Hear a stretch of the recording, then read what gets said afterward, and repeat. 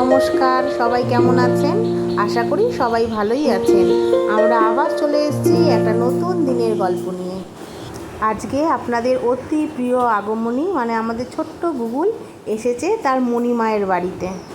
এই যে আরেকজন ছোট সদস্য দেখতে পাচ্ছেন, সে হচ্ছে ওর প্রিয় দিদিয়া। প্রত্যেকটা দিন তো দিদিয়ার সাথে ফোনেই কথা হয়, মানে ভিডিও কলে।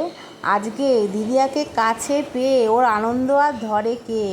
ও যে দিশাহারা হয়ে পড়েছে, কি করবে নিজেও বুঝেই উঠতে পারছে না।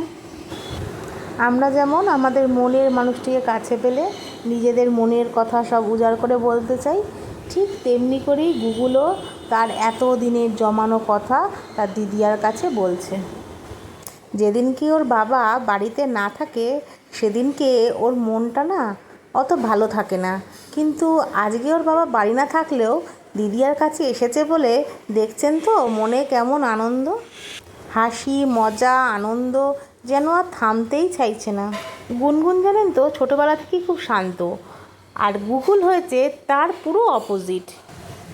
ও বলতেই তো ভুলে গেছি, এই গুগুলের দিদিয়াই হচ্ছে গুনগুন। আর জানেন তো আমি যখন প্রেগনেন্ট ছিলাম না, তখন এই গুনগুনের সাথে নাম ম্যাচ করে রাখা হচ্ছিল গুগুল। তখন তো বুঝতে পারছিলাম না ছেলে হবে না মেয়ে হবে, তাই গুগুল নামটা সিলেক্ট করা হয়। যেমন ওদের নামের মিল, ঠিক তেমনি ওদের মনের মিল। আমরাও দুই বোন, আমি আর আমার দিদি। আমাদের মধ্যেও প্রচুর ঝগড়া ঝামেলা হয়, কিন্তু যখন কেউ একজন সমস্যায় পড়ি আমি বা দিদি, তখন কিন্তু দুজন দুজনের পাশে সব সময় থাকি। ওদের দুজনের সম্পর্কটাও ঠিক ততটাই দুষ্টু মিষ্টি। দিদিয়া চলে গেছে নাচের স্কুলে, আর সেই সুযোগে দিদিয়ার পেন্সিল খাতা সব আমি দখল করে নিয়েছি, দেখছো তো। জানেন তো আমিও যখন ছোট ছিলাম না, তখন না আমার জিনিসের থেকে আমার দিদির জিনিসের প্রতি আমার নজর বেশি ছিল।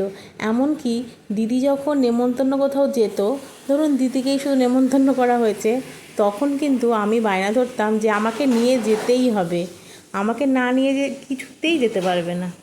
এমনকি জানেন তো যেখানে আমি যেতে পারতাম না না, সেখানে দিদি যখন যেত, দিদি ফেরার সময় আমার জন্য খাবার নিয়ে আসতো।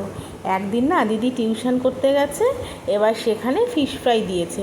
দিদির মনে পড়েছে যে আমি ফিশ ফ্রাই খেতে তো খুব ভালোবাসি। দিদি নিজে ফিশ ফ্রাই না খেয়ে আমার জন্য কিন্তু ফিশ ফ্রাইটা নিয়ে এসেছিলো। ওদের দুজনকে যখন খেলতে দেখি, ঝগড়া করতে দেখি, খুনসুটি করতে দেখি, তখন না আমার ছোটোবেলাটা খুব মনে পড়ে, দিদির সাথে কাটানো সব মুহূর্তগুলো। আর আমি যখন আমার মায়ের কাছে বকুনি খেতাম, তখন আমার দিদিই ছিল আমার একমাত্র রক্ষা কবচ। আমি তখন স্কুলে 3তে পড়ি। আমাদের অঙ্কের টিচার মিতাদি প্রচুর হোমওয়ার্ক দিত বাড়িতে। একদিন আমার করতে ইচ্ছা করছে না, এবার দিদিকে বলেছি, দিদি আমার তো অঙ্ক করতে ইচ্ছা করছে না, কী করবো বলতো। খুব কান্নাকাটি করছি। দিদি বলে আয়তর অঙ্কগুলো আমি করে দিই। দিদি সব অঙ্কগুলো করে দিয়েছে। এবার আমি পরের দিন গিয়ে স্কুলে গিয়ে হোমওয়ার্কের খাতা জমা দিয়ে দিয়েছি। এবার মিতাদি হ্যান্ডরাইটিং দেখে চিনতে পেরে গেছে যে ওটা আমি করিনি, ওটা দিদি করেছে। আর দিদি ওই স্কুলেরই 8-এ পড়তো। দিদিকে তখন ডেকে পাঠিয়েছে মিতাদি। আমাকে তো বকুনি দেয়নি, দিদিকে বলছে ওই ক্লাসের মানে 3-এর ক্লাসের বাইরে কান ধরে তুই দাঁড়িয়ে থাক। সেদিন আমার জন্য এই দিদিকে শাস্তি পেতে হয়েছিল।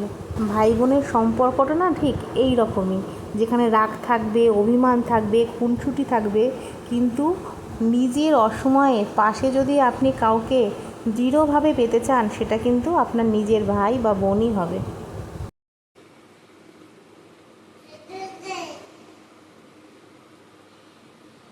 তুমি দিদিয়ার বই নিয়ে পড়ছো? দিদিয়া এসে যদি দেখে, তারপরে দেখ আমাকে কি করে।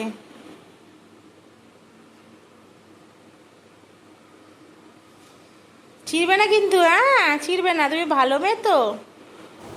फूलों का तारों का सबका कहना है, एक हजारों में मेरी बहना है, सारी उम्र हमें संग रहना है।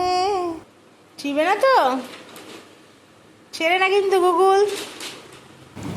আজ জীবনের কিছু মিষ্টি মুহূর্ত আপনাদের সাথে শেয়ার করলাম। যদি এই মিষ্টি মুহূর্তগুলো আপনাদের ভালো লাগে, তাহলে অবশ্যই লাইক, শেয়ার আর কমেন্ট করবেন।